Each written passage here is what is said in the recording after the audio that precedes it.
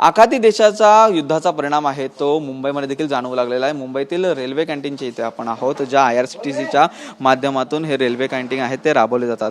IRCTCच्या माध्यमातून प्रत्येक रेल्वेमध्ये अन्न धान्य आहे ते पुरवण्याची सेवा आहे ती दिली जाते, परंतु आपण पाहतोय तर याच ठिकाणी आहे ते गॅसचा तुटवडा असल्यामुळे सध्या रेल्वेतील कॅन्टीन आहे ते या ठिकाणी बंद असल्याचं पाहायला मिळतंय आणि याच ठिकाणी सर्व कर्मचारी आहेत ते देखील यांना आज सुट्टी सांगण्यात आलेली आहे।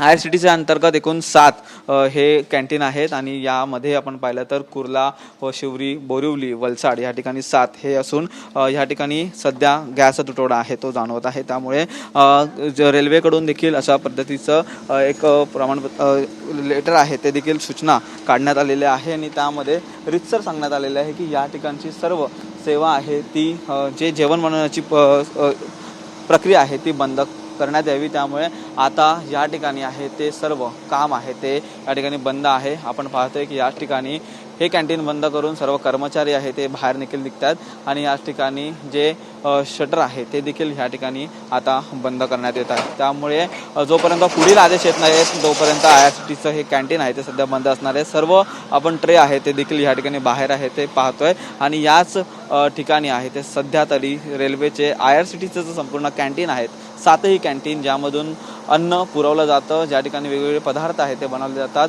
त्या सर्व पदार्थ आहेत ते आता बनवले जाणार नाही आहेत कारण मोठ्या प्रमाणात तुटवडा हा गॅसचा देखील या ठिकाणी जाणवत आहे आणि त्यामुळे सध्या IRCTCचे 7ही जे कॅन्टीन आहेत ते सध्या बंद असल्याचं पाहायला मिळत आहे। व्हिडिओ जर्नलिस्ट चरण मरगमसह निखिल चव्हाण, TV9 मराठी, मुंबई।